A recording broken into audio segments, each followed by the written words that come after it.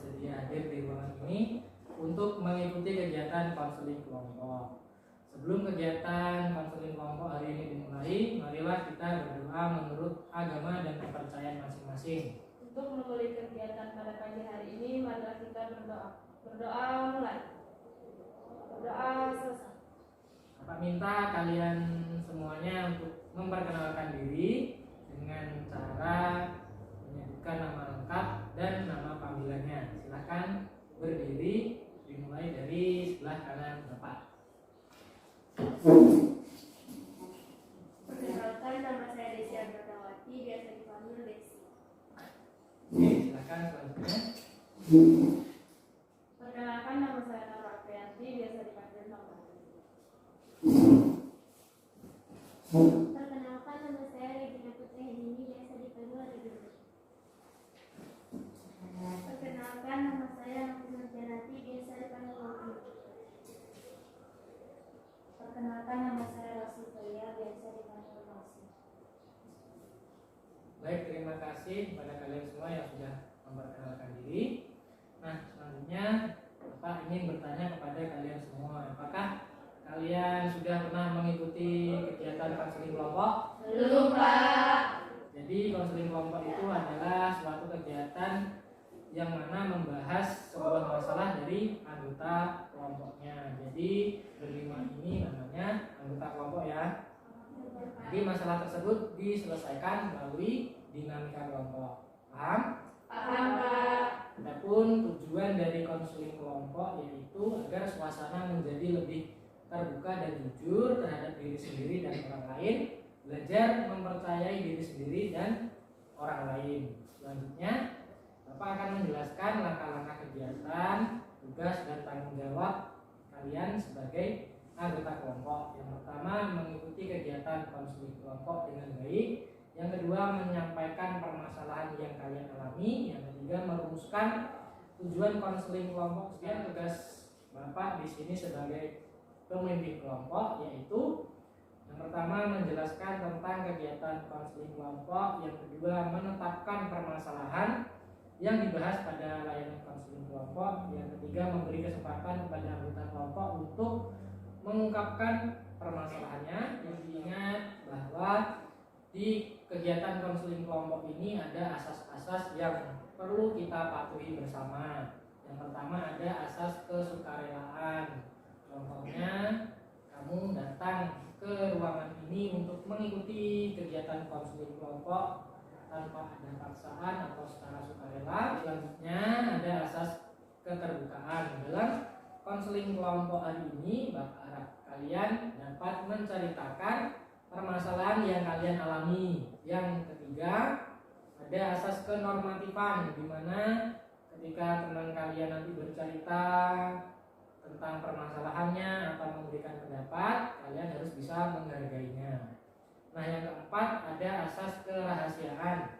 Jadi di kegiatan konseling kelompok ini, Bapak harap kalian bisa saling percaya sesama, bisa mematuhi asas-asas dalam konseling kelompok. Bisa, Pak. Nah, kita sepakati hari ini kita akan melaksanakan kegiatan konseling kelompok selama 1 jam pelajaran. Bapak harapkan kalian bisa aktif mengikuti kegiatan konseling kelompok ini, dapat saling membaiklah. Sekarang kita akan memasuki tahap inti dari kegiatan konseling kelompok. Apakah kalian sudah siap? Siap, Pak. Layanan konseling kelompok hari ini kita akan membahas mengenai sikap melawan dan mencegah tindakan bullying di lingkungan sekolah. Sebelumnya Bapak ingatkan bahwa pada konseling kelompok ini dijamin adanya asas kerahasiaan, sehingga kalian diharapkan mampu untuk berkomitmen menjaga rahasia pada jalannya kegiatan konseling kelompok ini. Bisa ya? Bisa, Pak. Oke, Bapak beri kesempatan kepada kalian untuk menceritakan masalah yang kalian alami. Dimulai dari siapa? Silakan. Saya, Pak. Ya, Desi. Saya masih suka bully teman secara verbal, Pak. Contohnya menyebut nama teman saya itu dengan sebutan nama orang tuanya. Baik, selanjutnya siapa? Saya, Pak. Ya, Nafra. Saya pernah melakukan bullying secara verbal, fisik, dan cyberbullying di media sosial kepada teman satu kelas saya, Pak. Ya, Selanjutnya siapa? Saya Pak. Ya, Regina. Saya pernah melakukan bullying secara verbal kepada teman saya Pak, sering melawan dia. Ya. Selanjutnya Saya Pak. ya, Nafi. Saya pernah melakukan bullying di media sosial kepada teman satu kelas saya Pak. Oke, selanjutnya Saya Pak. ya, Rosi. Saya pernah melakukan juga bullying di media sosial kepada teman saya. Saya menjadi dia. Karena keterbatasan waktu, Bapak usulkan pada hari ini untuk membahas salah satu masalah dari anggota kelompok saja ya. Berdasarkan tingkat keseriusan masalah yang dialami, Bapak mengusulkan permasalahan yang dialami oleh Naura bingung untuk mengungkapkan secara langsung, bisa ditulis di kertas. Gimana Naura dan anggota kelompok lain, apakah sudah selesai? Sudah Pak. Sudah Pak. Oke, silakan Naura dibacakan sebab-sebab dan akibat yang Naura rasakan dari masalah yang Naura alami. Pertama, saya membuli teman saya karena keinginan untuk balas dendam karena dulu saya pernah mendapatkan perlakuan yang sama. Kedua, kecewa karena orang lain tidak berperilaku sesuai dengan yang saya harapkan Pak. Oke, terima kasih. Adakah anggota kelompok lain yang memberikan masukan? Silahkan dimulai dari siapa? Saya Pak. Ya, Novi. Bullying terjadi karena dorongan untuk mendapatkan kepuasan Pak. Oke, selanjutnya siapa? Saya Pak. Ya, Rosi. Bullying terjadi karena perasaan mendudukan kekuasaan yang Oke, terima kasih kepada anggota kelompok yang sudah memberikan masukan terhadap permasalahan dari Naura. Nah, untuk Naura, Bapak ingin bertanya bagaimana tanggapan Naura setelah mengungkapkan sebab-sebab dan akibat dari masalah Naura. Saya sangat menyesal Pak karena sudah melakukan tindakan bullying pada hal itu dampaknya negatif. Apakah perbuatan yang dilakukan Naura itu baik? Tidak baik Pak. Apakah ada manfaatnya? Tidak ada manfaatnya Pak. Nah, apakah Naura sekarang menyesali perbuatan yang dilakukan selama ini? Iya Pak.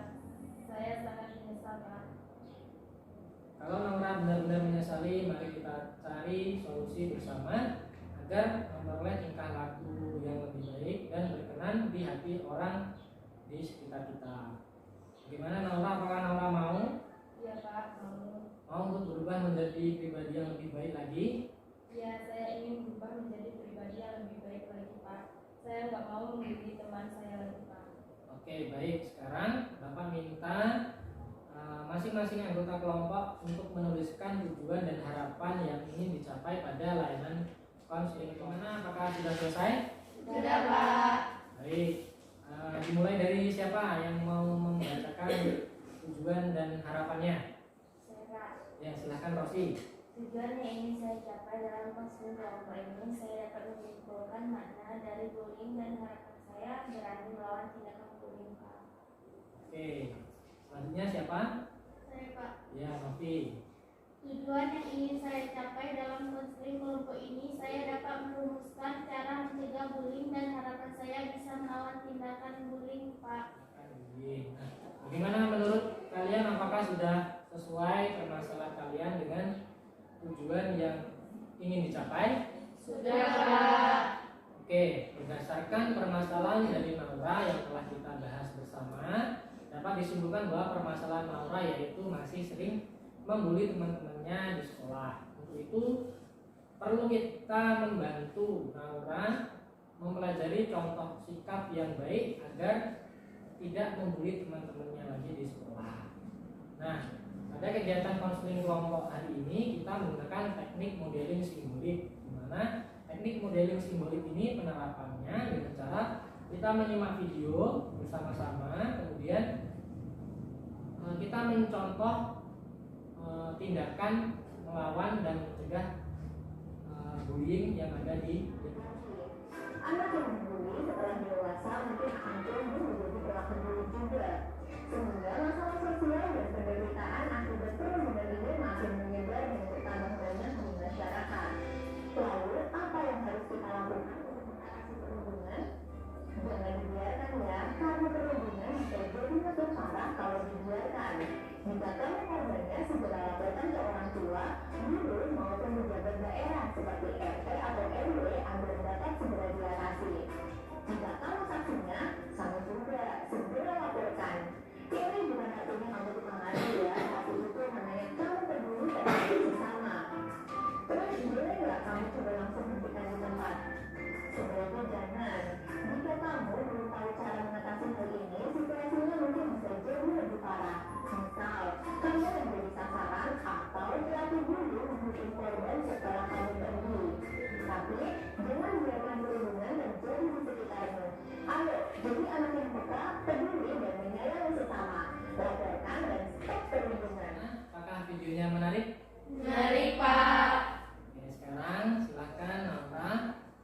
mempraktikkan contoh yang baik di lingkungan sekolah berdasarkan yang sudah dilihat pada video tadi. Dan untuk anggota kelompok lain, Bapak harap dapat saling membantu dan mempraktikkan juga, ya. Ya Pak. Oke, silahkan Laura. Pertama, jangan balas dendam. Kedua, memiliki rasa simpati dan empati pada orang lain. Ketiga, menghilangkan rasa tidak suka dengan teman. Oke, terima kasih. Ada yang mau menambahkan lagi? Silahkan anggota kelompok lain. Saya Pak, Ya, Rosi. yaitu dalam berteman tidak membeda-bedakan Pak, sehingga bisa mencegah bullying. Oke, selanjutnya siapa? Saya Pak, Ya, Desi. lebih sering menjalin kerjasama dengan teman Pak, sehingga membentuk keakraban dan tidak menimbulkan bullying Pak. Pak ingin bertanya kepada kalian semua, bagaimana cara kalian menerapkan sikap mencegah dan melawan tindakan bullying di lingkungan sekolah? Siapa yang mau menyampaikan? Ayo. Saya Pak, Ya, Desi. jangan biarkan emosi terpancing. Jangan menunjukkan sikap takut dan sedih. Oke, siapa lagi yang mau menyampaikan? Saya Pak, Ya, Novi. jangan ikut-ikutan melakukan tindakan bullying dalam bentuk apapun. Oke, siapa lagi? Saya Pak, Ya, Rosi. yaitu lakukan perlawanan diikuti dengan berteriak, lari sambil mencari pertolongan. Itu juga Bapak ingatkan agar kalian selalu berdoa, memohon kepada Allah agar Allah berkenan untuk menuntun kalian menjadi pribadi yang lebih baik lagi. Bagaimana, bisa dipahami? Bisa Pak. Oke, jadi tugas kalian di rumah nanti silakan kalian terapkan contoh sikap mencegah dan melawan tindakan bullying yang telah kalian dapatkan pada kegiatan hari ini. Yang kedua, kalian bisa merasakan dan bisa menyadari selama menerapkan adakah hambatan-hambatan yang kalian hadapi. Yang ketiga, jika ada hambatan-hambatan pada pertemuan kedua nanti kita bahas dan bersama-sama kita cari solusinya. Baiklah, sebentar lagi kita akan mengakhiri kegiatan konseling kelompok. Silakan Rosi. Baik Pak, saya akan menentukan kegiatan konseling kelompok hari ini. Jadi kita sudah mengungkapkan permasalahan dari setiap anggota kelompok, membantu menyelesaikan permasalahan dari nol, menyimak video, mempraktikkan sikap baik untuk mencegah bullying, dan mendiskusikan sikap untuk mencegah dan melawan bullying. Baik, terima kasih. Selanjutnya, Bapak akan merefleksikan kegiatan yang sudah kita lalui pada hari ini. Yang pertama, di awal tadi kita sudah mengungkapkan permasalahan yang dialami oleh setiap anggota kelompok. Yang kedua, kita telah menentukan permasalahan yang akan dibahas, yaitu permasalahan dari Nora. Yang ketiga, merumuskan tujuan yang akan dicapai pada kegiatan konseling kelompoknya. Bapak ingin tahu bagaimana kesan dan perasaan kalian setelah mengikuti kegiatan konseling kelompok hari ini. Siapa yang mau menyampaikan? Silakan. Saya Pak, Ya, Regina. rasanya perasaan saya senang bisa bercerita terkait permasalahan tindakan bullying yang dilakukan di sekolah. Dan saya juga mendapatkan ilmu dan wawasan baru mengenai cara mencegah dan melawan tindakan bullying di lingkungan sekolah Pak. Bapak ingatkan lagi pada pertemuan kedua nanti kita akan membahas mengenai hambatan dan solusi dari menerapkan sikap untuk mencegah dan melawan tindakan bullying di lingkungan sekolah. Baiklah, Bapak ucapkan terima kasih atas perhatian dan partisipasi kalian dalam kegiatan konseling kelompok hari ini. Sampai ketemu pada pertemuan berikutnya. Tetap semangat ya. Iya Pak. Sebelum Bapak mengakhiri kegiatan konseling kelompok hari ini, marilah kita tutup dengan berdoa. Silakan salah satu anggota kelompoknya dipimpin doanya terlebih dahulu. Untuk mengakhiri kegiatan pada pagi hari ini, marilah kita berdoa. Berdoa mulai. Berdoa selesai. Oke, Bapak akhiri. Wassalamualaikum warahmatullahi wabarakatuh. Waalaikumsalam